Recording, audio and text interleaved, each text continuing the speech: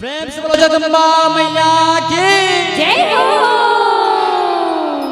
वास्तव में सही बात नवगढ़ धाम जहाँ महामाया धाम ठाकुर देवता गजानन स्वामी शारदा माँ 3 लोग 14 भवन के दर्शन, हमार साक्षात माँ जगदम्बा भवानी के दर्शन, दुर्गा माँ के दर्शन, अवचरिन माँ भगवती के दर्शन। बड़ी बिहनिया चूके चिड़ैया कोयली गीत सुनावे, तुर मंदिर माँ ढोल नगाड़ा औ माँ दर्शन कावे। बड़ी बिहनिया चूके चिड़ैया कोयली गीत सुनावे, तुर मंदिर माँ ढोल नगाड़ा औ माँ दर्शन कावे। नवगढ़ के वो महामाई, नवगढ़ के वो महामाई, अर्जी है दाई वो, विनती है दाई वो, सुन ले अरज माँ हमारी नवगढ़ वाली वो, सुन ले अरज माँ हमारी। नवगढ़ के वो महामाई माँ।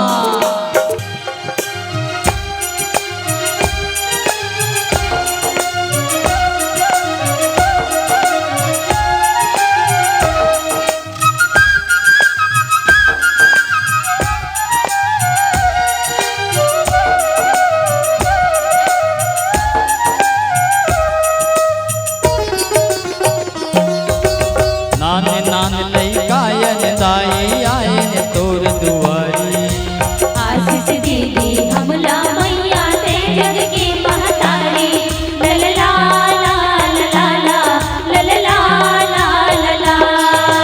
नान नान लई गायन दाई आयन तोर दुआरी, आशीष दीदी हमला मैया ते जग की महतारी। जगला सिर जैया तै जगदाती,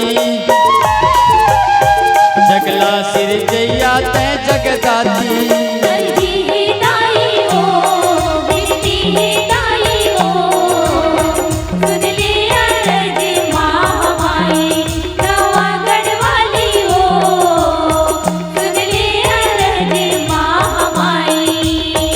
नवगढ़ के वो महामाई।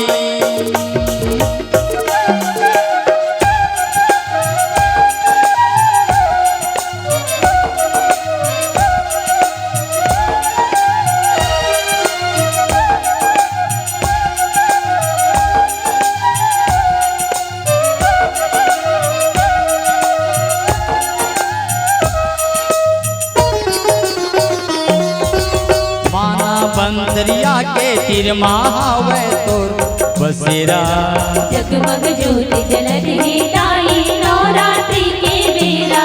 ललला ला लला ला, ललला ला लला। माना बंदरिया के तीर महावे तोर बसेरा, जगमग ज्योति जलत है दाई नवरात्रि के बेरा। माया बरसात महातारी, माया बरसात बूढ़ी माई, अर्जी है दाई वो, विनती है दाई वो, सुन ले अरज माँ हमारी नवागढ़ वाली वो, सुन ले अरज माँ हमारी। नवगढ़ के वो महामाई।